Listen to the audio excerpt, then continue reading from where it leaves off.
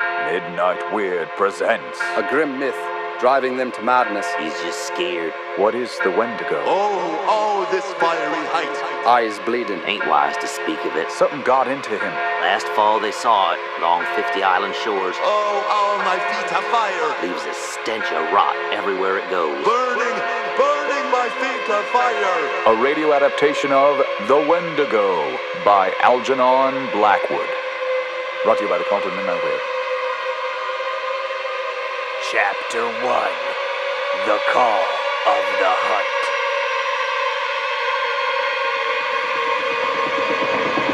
We arrived the last week of October.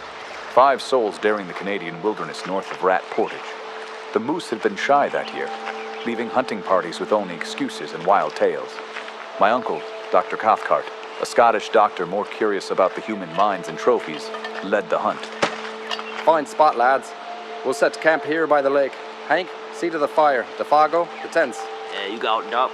Ain't nothing like a blaze to keep the chill off. His guide was an American named Hank Davies, a seasoned woodsman that had accompanied the doctor on hunts years prior. Joseph Defago, a French-Canadian bushmaster and trusted friend of Hank's, was to act as my guide. Punk, quit lurking and fetch some wood, eh? Our cook was a quiet, reserved fellow named Punk, who carried with him the instincts and superstition of his native tribe. And then there was I, the young Mr. Simpson, a divinity student green to the backwoods, seeking adventure. We came to hunt, but the forest held darker plans. This place, she's too quiet, eh? Too still, like she's holding her breath before a storm. Too quiet? It's peaceful, isn't it? Just the lake and the trees? Peaceful, oui, maybe. But the bush, she watches and listens. You feel it, no? Yeah, enough of that, Defago. Let's not spook the boy his first time out. Simpson, help me with the packs. Don't mind Defago, kid. He gets all moody like when he's been out of the woods too long. Ain't that right, you ornery Canuck? Ornery? Me? You got the mouth on you, Davies. Just as a pale might keeps the blood warm. Firewood is done. Fish later, if you want. But you don't hunt too far north. Bad winds up there. Bad winds? We've hunted worse than this and come back fine. Punk didn't answer, just slipped away like a shadow. I couldn't shake his words, though.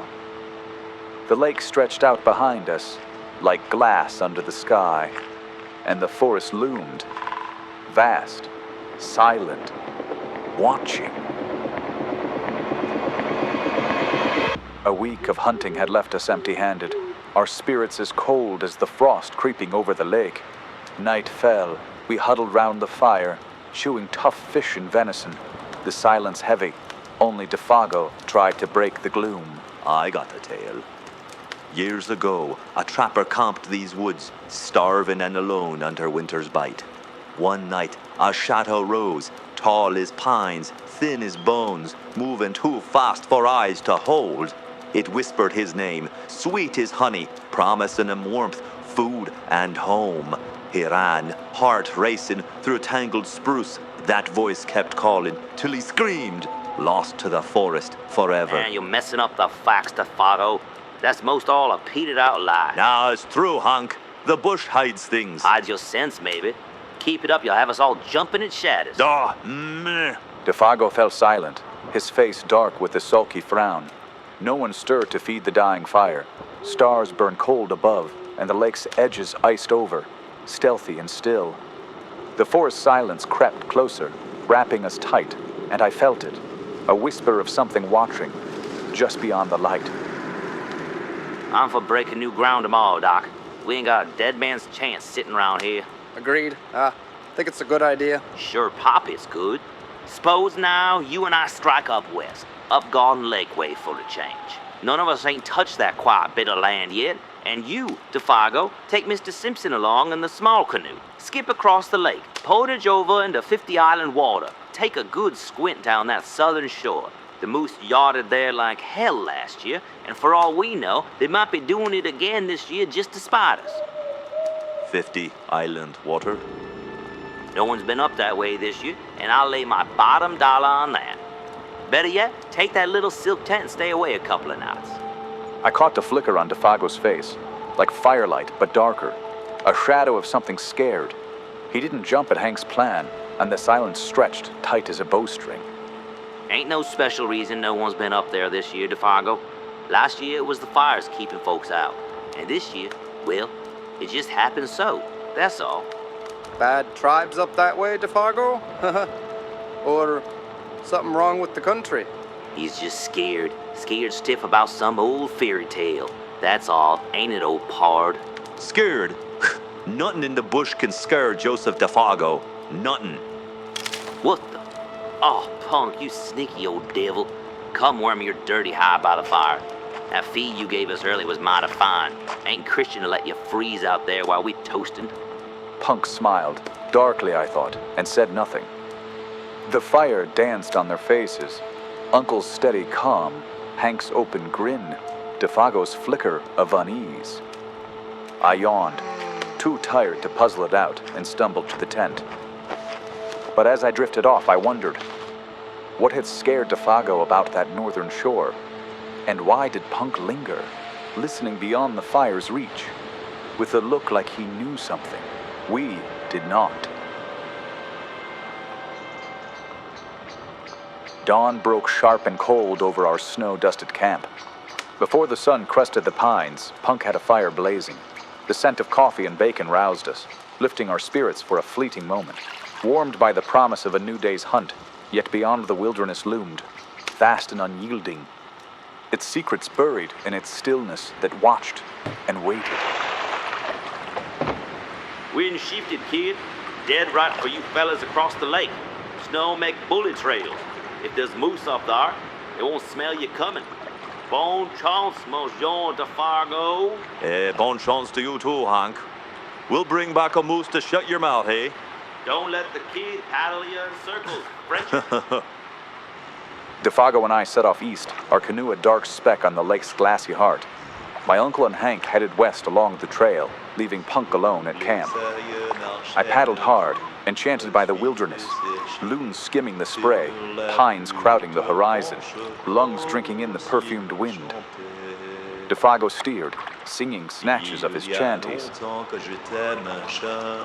his cheer a spark against the vast bush stretching to Hudson Bay. Say, Simpson, you like this country? Big, eh? Bigger than your little island. It's incredible, like it goes on forever. Makes me feel small. Small, oui. The bush does that. But you got me, guider and guided, eh? Just paddle, Boss Simpson, and don't tip us, haha.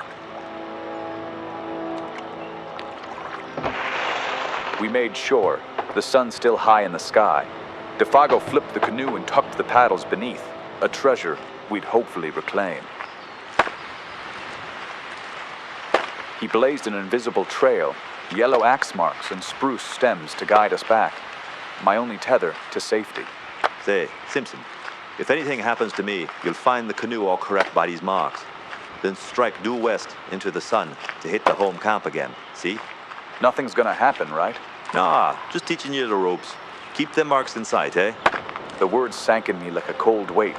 The canoe, our last tie to something tame, was behind us. Those little yellow patches were all that marked its grave. We trekked over rocks, around fallen trunks, through swamps half frozen and slick.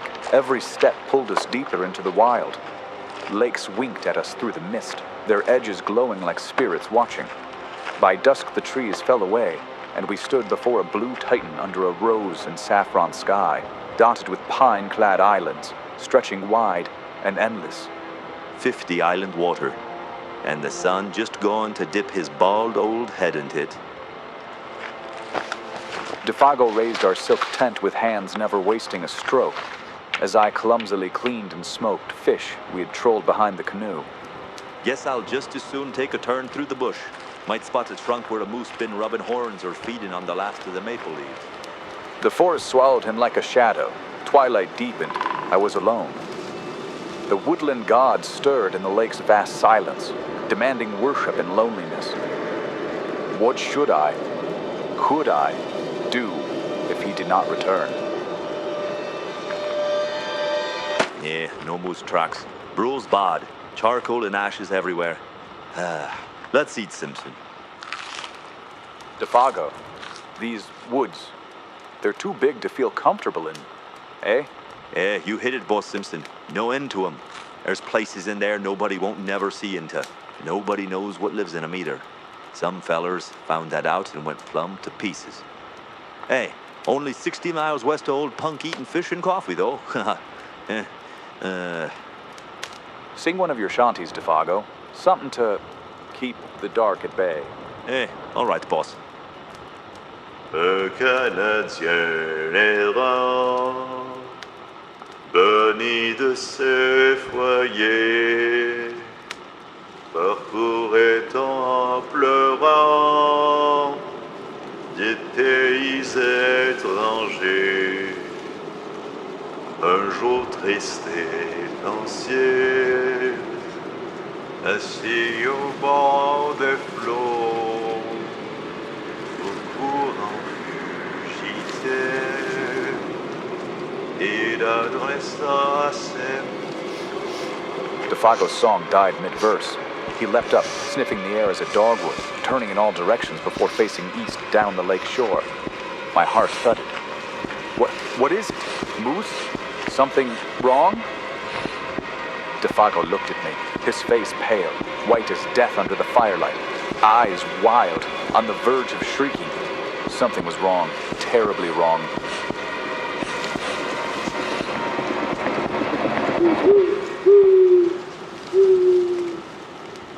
Nothing. Just taking a look around. Never said I heard or smelt nothing. Just, yeah. Got any matches, boss? Pipe's gone out. Lord Defago, you scared me.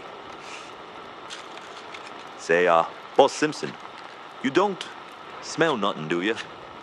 Nothing particular, I mean. Smell? No, nothing but burnt wood. What's got you spooked, Defago?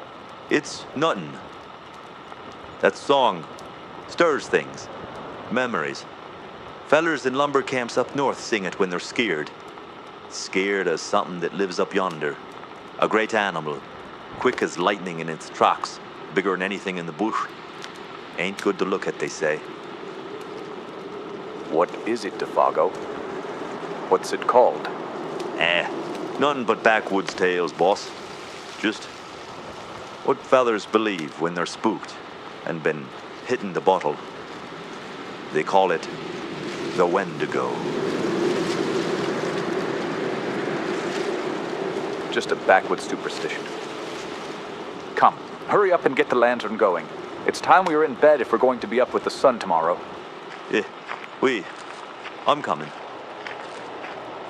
We crawled into the tent, a frail shell against the ocean of towering trees, smothering us in shadow.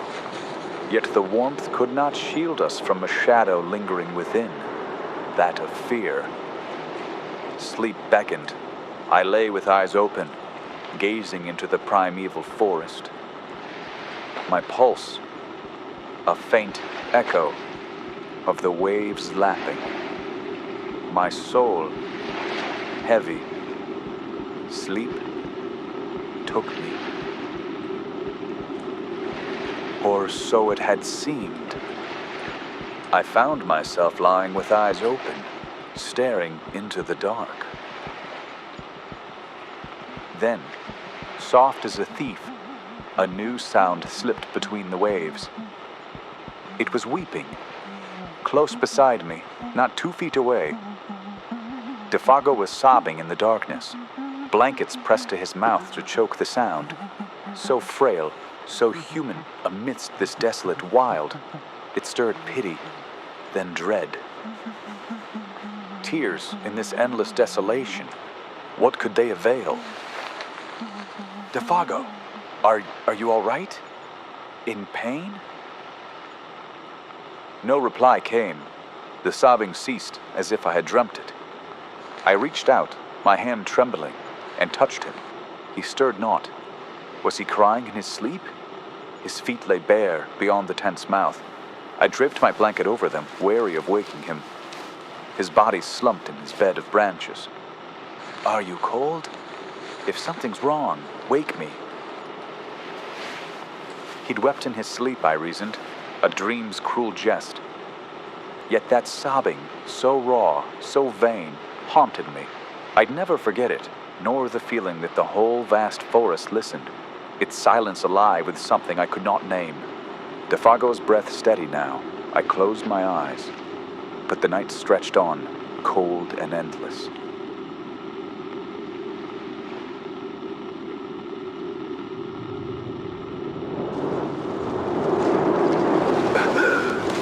A strange jolt woke me, the tent quaking as if something rushed past the door. Defago sat upright, trembling like a leaf, pressed close, shrinking from the tent's flap. The pale gleam of dawn outlined his face, his fear a contagion that chilled my heart. Defago, what is it? No answer came. The air hung thick, a nightmare's weight pressing down. Was I here, in this frozen wild, or safe at home? Confusion clouded my mind, then shattered. A voice, unspeakably dreadful, tore the dawn's stillness. A roaring cry, lonely, of abominable power, yet sweet, piercingly sweet, close outside, overhead, its 3 sweet notes vast and seductive, for it was no sound of this earth.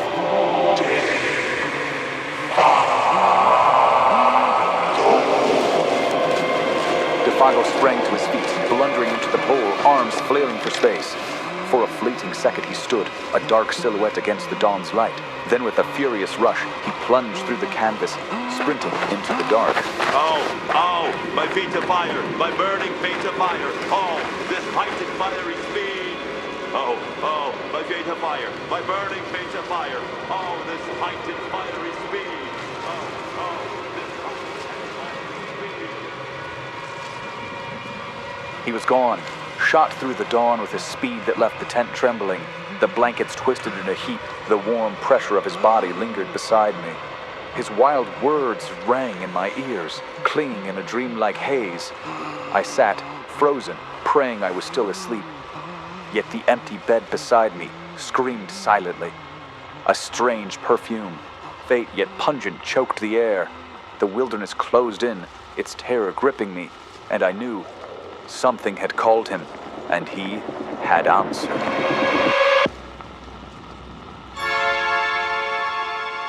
We'll return after a short message from our sponsors. Have you or a loved one had a brush with the unexplained? Perhaps you've been chased, abducted, whispered to, or stared at through a foggy tree line by an unclassified forced entity. You're not alone. At Cryptid Survivors Anonymous, we understand the terror of facing the unknown. I was camping in the North Woods when I heard it. That awful, unearthly call. I haven't slept a night since. I forgot to turn the gas off in my apartment. The Mothman saved me. Then he took my cat, Mr. Picklesworth. I tried to snap a picture of the Sasquatch, but he just stared at me. Then he gave me the finger and walked off with my cooler. Whether it was a chupacabra encounter that ruined your wedding day, a Bigfoot sighting that cost you your job, or a Wolfman-induced psychotic break involving maple syrup and a snowshoe, we understand. Cryptid Survivors Anonymous, if you've seen something, say something. No one will call you crazy here. Join us every Thursday at the community center, now fitted with anti-possession sigils and decaf coffee. And don't forget a flashlight. Oh, and if possible, holy water. Because sometimes the monster under your bed lives in the woods. And back to the show. Chapter 2, The Scorched Man. I stumbled from the tent, the gray dawn cold on my face. The camp lay silent, tent soaked with dew, ashes still warm. The lake veiled in mist. Defago was gone, his cry echoing in my mind. Unreal, yet true and horrible. A strange odor lingered, faint, pungent, sweet as decaying leaves, acrid as a lion's breath, fading now, yet choking me with a terror I could not name. His silent absence cut sharp as a blade. Defago? Defago! Defago! I ran like a frantic child lost in the wilderness, shouting his name. Defago! The trees mocking me. Defago! The trail led across snow patches, then vanished, where pines grew thick. My voice, hoarse and trembling, frightened me in this unanswering world. Confusion fed my panic, each shout a futile cry. Exhausted, I stumbled, chasing false clues, shadows, broken twigs, until, by some miracle, the white tent gleamed through the trees. A fragile sanctuary. Exhaustion dulled my fear. I built a fire, brewed coffee, fried bacon. The warmth steadied me. Shame rising. I had acted like a boy. Pluck stirred within, urging calm. I'd search thoroughly for Defago, and should that fail, find my way back to the home camp and seek help. No more panic. I'd face this horror with resolve. I set out around 8, the sun climbing a cloudless sky. Rifle, axe, matches, and food in hand. A note pinned by the fire marked my absence, should Defago return. This time, I planned a wide sweep, certain to cut his trail. The forest stood silent, waiting. A quarter-mile out, tracks appeared beside Defago's. Large, round, no sharp hooves. Relief surged. Bull moose, I thought. Wind against it, blundering near camp. Its cry startling Defago, exciting him to chase. His hunter instinct was, but the thought crumbled. No guide, least of all Defago, would flee without his rifle, driven by that cry of terror, those sobbed fears, that gray face at the odor's first whiff. Deeper examination revealed these were no moose tracks at all. Hank's birch bark sketches clear in my mind. Bear? Caribou? None fit. No hoof marks, only vast round impressions. Stooping close, I caught that odor again. Sweet, pungent, nauseating, jerking me upright. My stomach twisting, memories flooded. Defago's uncovered feet jutting from the tent, his body dragged towards the flap, his shrieking dread at dawn. The forest listened, trees watching, waiting. Defago, what took you? I pressed on, blazing trees, calling his name, Defago! Each sound a beacon to whatever stalked these woods. Defago! The tracks stretched, their strides swelling, leaps of 18 feet. Defago's steps impossibly matching, as if lifted by some nameless beast. Defago! I followed methodically, glancing back in fear of a large, treaded creature, gripping my rifle tight. Then I saw it, a ghastly change. The great marks bore a reddish tinge, faint, fiery, like blood seeping through snow. Worse still, Defago's prints had altered, smaller, neater, mirroring the beast's tread, as if his very feet had changed. Horror reared within me, loathing and terror entwined. I hesitated, ashamed, then surged forward, only to freeze.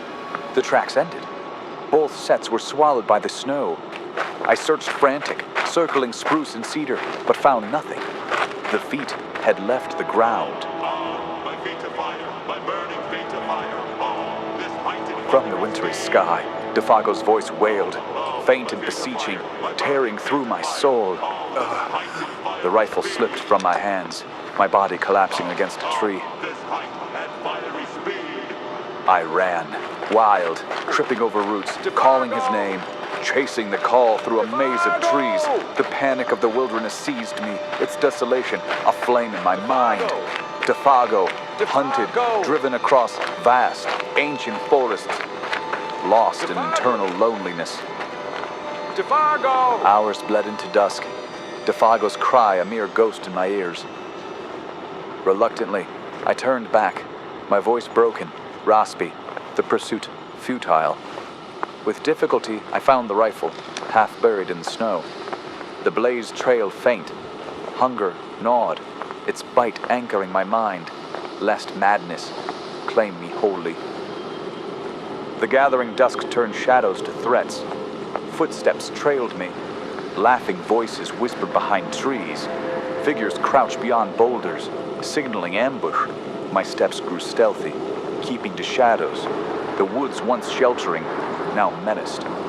Their silence a mask for nameless doom. Then through the gloom, the lake's gleam flickered, the tent a pale ghost on the shore. I staggered into camp, the wilderness laughter at my back, its shadow clinging like frost. Sleep was unthinkable, the dark trail back, a death sentence. I sat through the night, rifle in hand, feeding the fire without pause. The vigil scarred my soul, each snap a flame, a guard against the lurking wild. Yet I held fast, my pluck a fragile shield, until dawn's first gleam broke the haunted watch. I left a note and cache of supplies, with little hope of human hands finding them. Instinct guided me through the tangled forest. By some unthinkable grace, I found Defago's canoe, hidden 3 days prior. His words echoed, strike due west across the lake into the sun. I set out, compass in hand, the sun shrinking as I pursued, the lake calm with mercy. Relief stirred, the forest weight behind me. I paddled 12 miles, alone with the wilderness hollow laugh, guided by the hunter's distant fires, faint beacons in the fading light.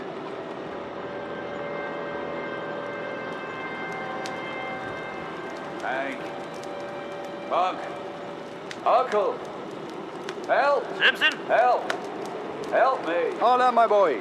Hold fast. We're coming. He's alive. Half dead, but alive. Punk, take his arm. Hank, the other side. To the fire. Quick now. It took him. Defago. Gone. Drax. That cry. Feet of fire. Feet of fire. Easy now, kid. You're with us. Warm yourself, lad. What happened out there? Where's Defago? His voice, sharp and wholesome, pierced the wizardry horror that gripped me 2 days and nights. That firm hand's grasp shamed me. I'd let myself go, lost to madness. Hard-headed, the truth choked in my throat. I couldn't speak of the terror, not to him. Speak, Simpson. Where's Defago? What happened? He's lost, eh? In the bush. Defago, something got into him. Dawn's break, he screamed. His feet burning, he said. Ran off, no rifle, no food, into the twilight. His tracks, I followed, then nothing. He'll die, cold, starving, unless we find him. Oh, screaming and running like that? No, sounds like he lost his head. Some kind of fit. Ain't uncommon out here, Cathcart. Mania then. He's imagined some infliction, bolted without sense. We'll search at dawn. Simpson, you'll guide us. But first, food and rest, or you're no good to us. His gaze saw through me, sharp and sure. I held back the track's red tinge, the cry from the sky, truths too wild for their steady minds. A prick of warmth from the doctor's bag, morphine, drowning the dread. The fire dimmed, the shadow clung. Sleep took me, like death.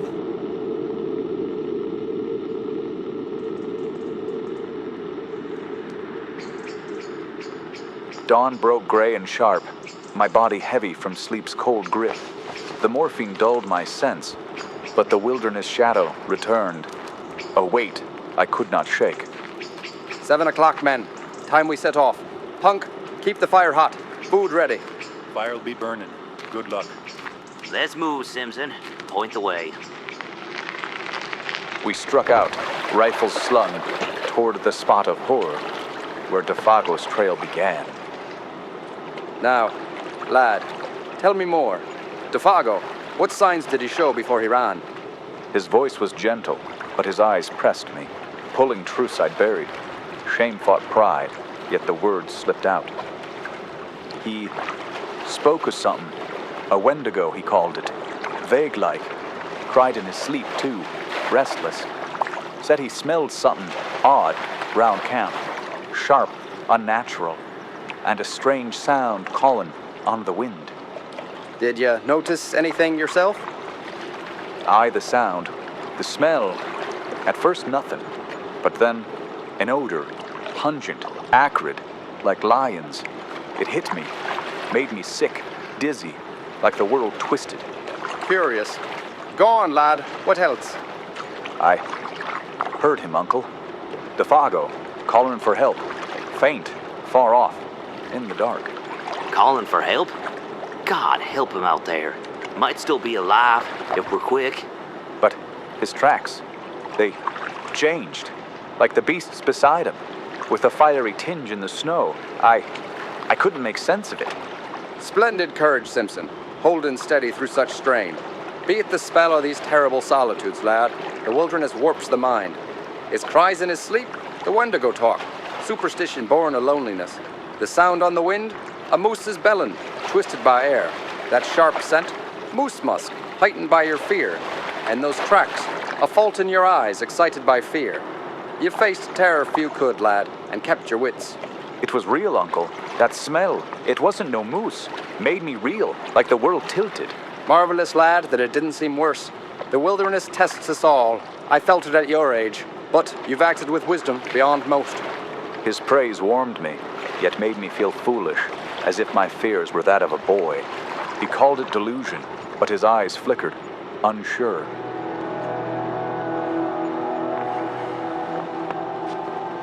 By 50 Island Water, the lake glinting cold and vast, we found the camp. Tent standing, fire's ashes cold, my note pinned to the stake, untouched. The cache lay torn open, matches scattered by mink and squirrel, every crumb gone. Well, fellers, he ain't here. That's as sure as hell's fire. But where he's got to, damned if I know. He ran that way, like a deer, between the birch and hemlock. 2 miles I followed, till his trail stopped, dead. Where you heard him calling and caught the stench and all the rest of that wicked entertainment. Yeah, illusions, Hank, from his strain. We'll see for ourselves. I stayed, too weary to follow, feeding the fire as dusk fell. 3 hours later, they returned, faces grim, snow dusting their coats. Nothing. Fresh snow buried every mark. We followed your blazes, Simpson, to where you stopped. Nothing human, nothing animal. He's gone, Tathcart. Devago's done for. Starved, frozen, or worse. The tent's flattened boughs, still shaped by his body, brought Devago near. A ghost in the gloom, his wife at Rat Portage, his earnings, gone. The truth lay bare, ugly and cold. Midnight neared, the wilderness a wall of silence, snow and frost choking all but the fire's low roar.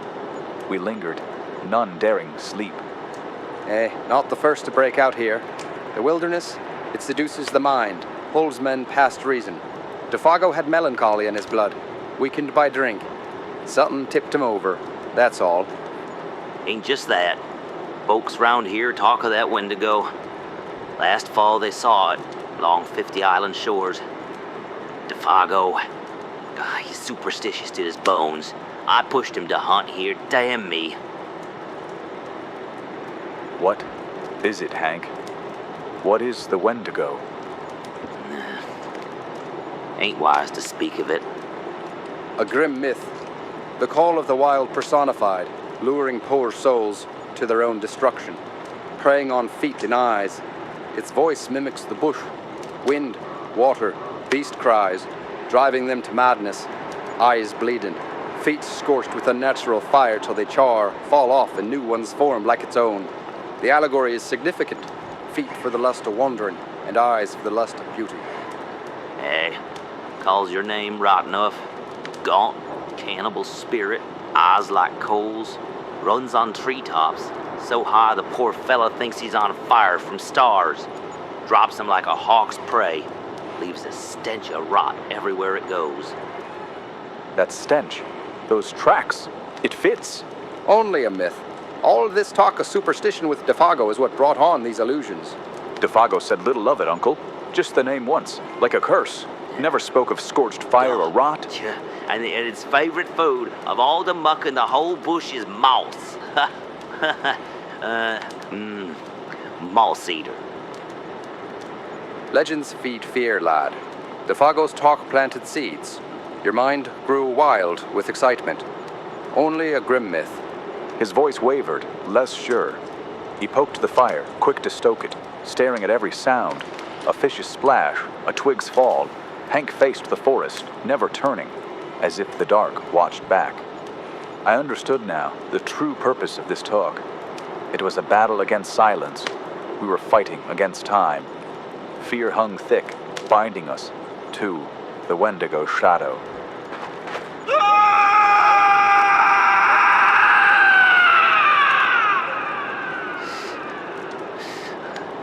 That's for Defago.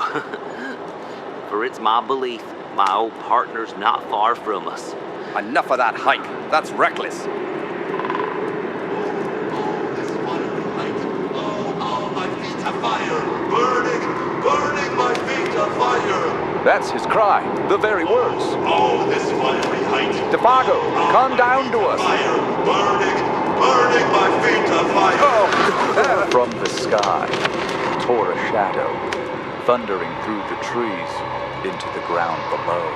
A strange calm masked the terror that radiated in my soul. Cathcart lurched for the tent, only to halt and wither under unseen horror.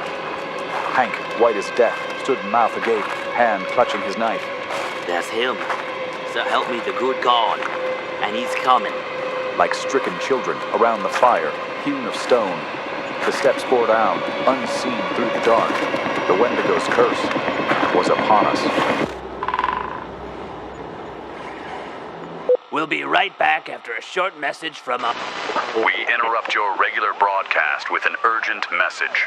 Authorities have issued a grave warning after 3 local hunters vanished last night in the North Woods. Search parties recovered scattered gear, a torn tent, and what they describe as... Is this right?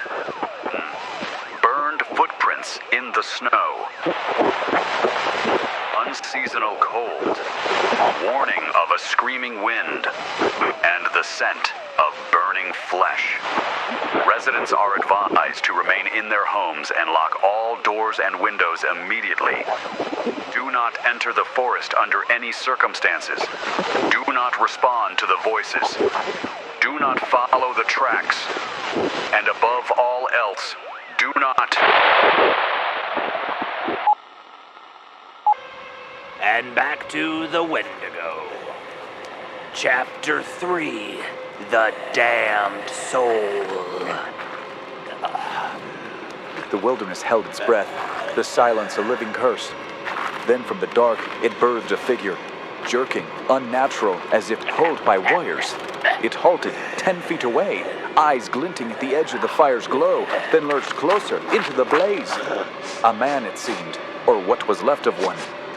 A skin of horror drew over us, our eyes piercing the veil of the unknown. His face, animal, not human, hung loose, distorted, like a bladder stretched and collapsing. Wheezing a faint, vile voice, the perfumed stench of rot choked the air, sweet and bewildering. It turned sharp, peering close into my face, its detestable gaze clawing my soul. Here I am, Boss Simpson. I heard someone calling me. I'm having a regular hellfire kind of trip, I am. Hank thrust himself between us, a welcome shield. God's curse. His odes a torrent of unknown tongue, rage and fear. Devil fiend. Cathcart stumbled forward, slower, his calm a brittle mask. Food, warmth, blankets. Quick, Hank, fetch the whiskey. He's half dead from cold and terror. It is you, isn't it, Defago? Well, of course it is. Can't you see? He's nearly dead with exhaustion. Cold and terror. Isn't that enough to change a man beyond all recognition? The figure huddled by the fire, wrapped in blankets, sipping hot whiskey and clutching food with wasted hands. A ghastly caricature of Defago. Its face a mask threatening to unravel into something diabolical. I stood, senses reeling. The perfumed stench of rot burned my nostrils, sweet and vile. Cathcart held a handkerchief to his nose. At the fire's edge, Hank paced, distraught, shading his eyes against the glare, his breath ragged with dread. You ain't Defago. You ain't Defago at all. You ain't my pal of 20 years. Wendigo, damn you. Oh, me, I swabbed the floor of hell with a wad of cotton wool on a toothpick. So help me, good God. Hank stood shouting as if possessed, his voice a dreadful mix of love and rage echoing through the woods. Damn Wendigo. His hand jerked Fargo, towards his you ain't hunting my knife, friend. eyes blazing to destroy the imposter. He cursed in wild, outlandish ways. Damn it. The truth unbearable. His voice broke, and he collapsed in tears, sobbing on the frozen ground. Horrible to see, horrible to hear. Hank, come now. Into the tent. Lie quiet, man. There's nothing more to do. Okay. Cathcart guided the broken man to the tent before returning to face the intruder. Hank peered through a crack in the canvas door, his terror-stricken face watching the horror unfold. Devotees, tell us what happened. Just a little, so we can know how best to help you. The figure turned up a face so piteous, so terrible, so little like humanity that Cathcart shrank back as if from something spiritually unclean. I watched, my heart gripped by dread, seeing a mask on the verge of dropping off, a smiling white face ready to reveal something black and diabolical beneath, naked in its horror. Out with it, man. Out with it. None of us can stand this much longer. I seen that great Wendigo thing. I been with it too. Ah, his feet! Oh God, his feet! Look at his great changed feet! Defago shifted, his legs bare to the firelight. Something dark, masked where feet should be. Cathcart lunged, bundling blankets over them, but I glimpsed the horror. My vision blurred. The figure stood, its face twisted, monstrous, eyes burning with malice. Now you see me do my fiery burning feet. And now, unless you can save me, it's about time for... A blast swept the camp, encircling us in an instant. Defago shook off the blankets, turned to the woods, and vanished with blundering swiftness, swallowed by the darkness. From the sky, a cry fell, vast and distant. My feet are fire, burning, burning my feet are fire. I want to know! I want to see! Hank lunged from the tent in pursuit. That ain't him at all, but some devil that's shot it in this place! Hank, stop! You die out there! I want to know! I want to see! Cathcart wrestled him back into the tent, somehow confining and pacifying the broken man's shattered heart. Throughout the night, I was no help, my mind lost to weeping hysteria, another anxiety for my uncle to endure. He laid me upon a bed of boughs and blankets, far from Hank's sobs. I moaned into my blankets, gibberish of speed and height, and fire spilling from my lips, visions of burning faces, a gigantic presence, hostile, not of this earth. Easy, lad. Lie still. It's gone. Sleep will come. Cathcart's voice, a strained comfort, redirecting my shattered thoughts, his own terror, battling within. Through that endless nightmare, Cathcart kept vigil, his soul wrestling the Wendigo's curse, until dawn's gray light crept through the trees and cast upon his chalky face. He lit the fire, prepared a meager breakfast, and roused us. 3 afflicted men, our inner turmoil subdued by the morning's grace. We set out for the home camp, carrying the weight of truths too vast. Cold, exhausted, famished, we dragged ourselves to the home camp at dusk, hearts too spent for hope. The camp lay empty, no fire burned, no Punk came to greet us. His absence, a silent void. Where's Punk? He should have had the fire going. But before we could dwell on it, a cry of desperate affection burst from Hank, shattering the stillness. Devago! My old pal! It's you! Hank rushed to the extinguished ashes, kneeling to embrace his shrunken figure. In our bones, we knew it was him. His swollen cheeks bulged with wads of coarse moss, drawn forth with an idiot smile that chilled us.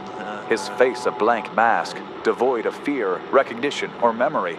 A shell bereft of the man we knew. Devago, it's me, Hank. You're safe now. You're safe now, pal. Them damn Hickler. My feet burn like fire. Cathcart knelt beside him, examining his ravaged form. His feet are dreadfully frostbitten. And look, blood beneath his eyes. Recently bled. He's barely survived exposure. How'd you make it, Defago? No canoe, no nothing. We puzzled how he'd crossed the vast distance to camp, an immense detour around the lake, without a canoe. His memory offered no answers, vanished like his soul, under the Wendigo's curse. We warmed and fed him, but his stomach could not hold any of it. His piteous, childish voice broke our hearts anew. My feet, they hurt.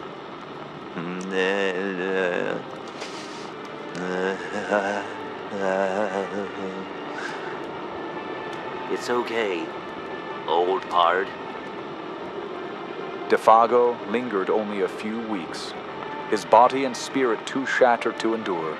Before winter's end, he slipped away, bereft of mind and soul, claimed by the wilderness that had taken him. Later, Punk's tale cast a final shadow.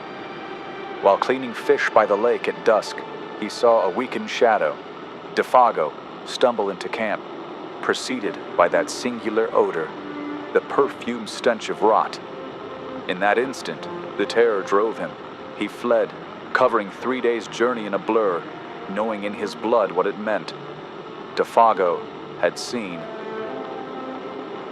the Wendigo.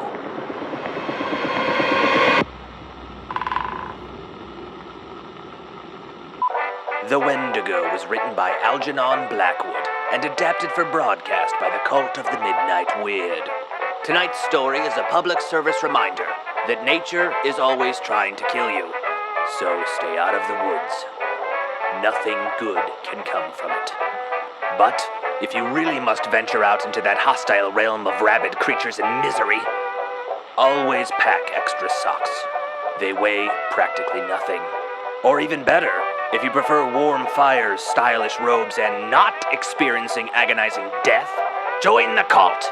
Do the things and help us spread like a wildfire across the globe. Or don't, and freeze alone with your bitter little toes.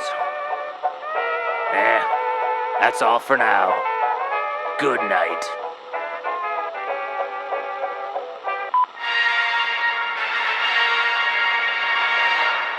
Dustin Graves here, live from Dead Man's Camp. Yes, that Dead Man's Camp, where 3 experienced hunters vanished earlier this week during what was supposed to be a routine, run-of-the-mill elk hunting male bonding experience.